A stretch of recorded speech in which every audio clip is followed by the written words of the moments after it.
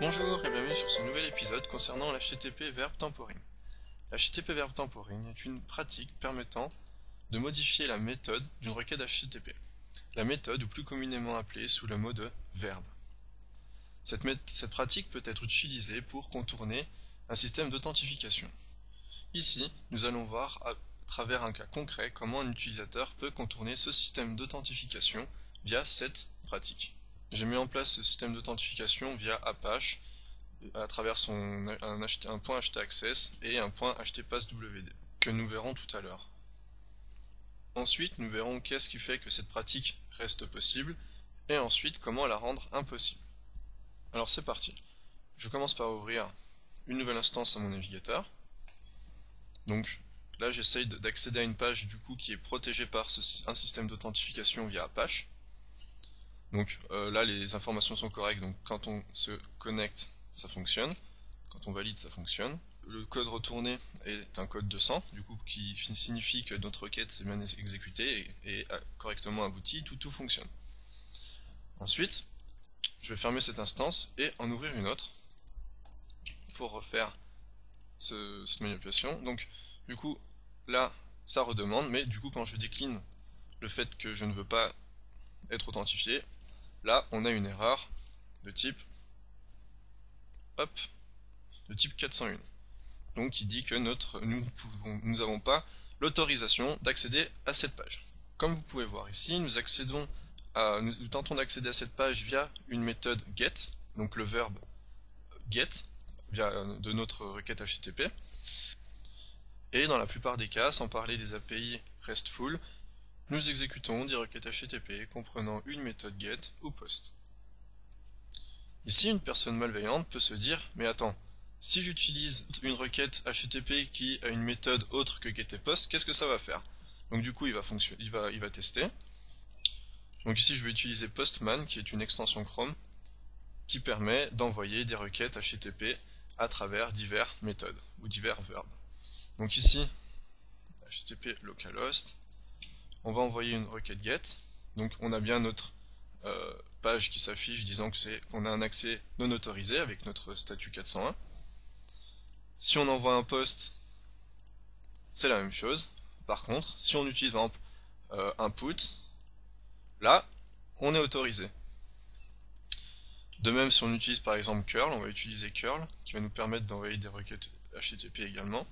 Donc curl, HTTP localhost, on va utiliser le paramètre x, et là on va dire, bah tiens, c'est un get. Donc là on voit bien qu'on a toujours notre 401. En revanche, si j'utilise un post, c'est la même chose.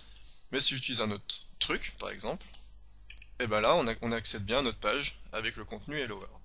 Donc nous allons voir maintenant qu'est-ce qui rend cette pratique possible. Donc je me trouve dans le répertoire de mon localhost. Donc ici nous avons un point htaccess ainsi qu'un point htpasswd. Donc ici nous allons chercher, nous donnons à notre configuration Apache que nous désirons ce point htwd qui va contenir notre username et notre password haché. Ensuite nous voyons ici que notre système désire avoir un utilisateur valide. Nous voulons un utilisateur valide, donc nous appelons notre système d'authentification qui va se limiter que à nos get et à nos posts. C'est ce qui cause le problème. Du coup, donc ça c'est vraiment pour le cas d'Apache. Donc concernant d'autres systèmes, ça pourrait être autre chose, mais le principe de l'HTTP Verb Temporing justement, c'est ce qui va permettre, du coup comme je l'ai dit dans l'introduction, de modifier notre méthode d'une requête HTTP qu'on envoie. Donc ici, notre système nous dit que on s'occupe de créer ce système d'authentification qu'à travers un get et un post. Donc ici, tout simplement, on enlève la propriété limite et on dit que l'on désire simplement un utilisateur valide, donc sans la propriété limite. Donc qu'est-ce que ça fait? Ah bah, ça nous redemande une authentification, du coup, qui va fonctionner. Et à travers postman, maintenant, si on refait une requête ici à travers un put, une méthode put, eh ben ça fonctionne pas.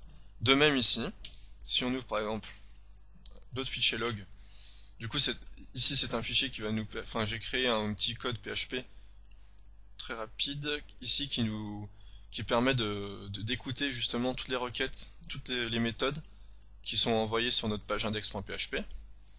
Donc ici nous avons par exemple notre get, donc on va clean un peu tout ça, on va nettoyer un peu tout ça. Et là, si à travers curl par exemple, on refait notre truc, et ben nous voyons que on n'a pas notre log, parce que du coup on n'accède pas à notre fichier index.php. En revanche, si j'y accède correctement, en faisant F5 parce que donc on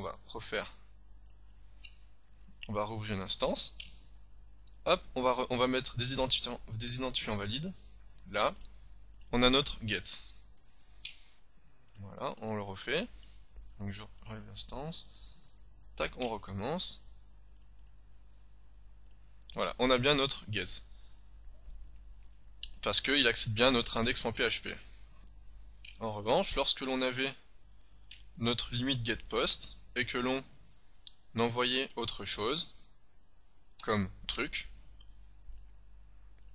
eh bien on accédait bien à notre index.php avec comme méthode ou verbe truc. Donc voilà pour le principe de cette pratique, donc qui est l'HTTP Verb Temporing. Donc pour sécuriser pour rendre cette pratique impossible, il faut tout simplement ne pas se limiter au get ou au post ou autre méthode précise, spécifique. Il faut qu'à chacun de vos systèmes, vous puissiez dire que l'on n'autorise pas tout simplement la personne qui n'est pas authentifiée, peu importe sa méthode ou verbe. Ici c'est un cas qu'on a vu à travers Apache, donc qui utilisait la propriété limite. On a vu qu'il fallait simplement la retirer pour que cela fonctionne, enfin pour que cette pratique ne fonctionne plus justement. On se retrouve pour le prochain épisode où on verra qu'il ne faut jamais se fier au client comme on l'a fait ici. Il a pu modifier la méthode et le verbe sans problème. Nous verrons dans le prochain épisode comment cela fonctionne, par exemple avec les user agents et comment s'en protéger.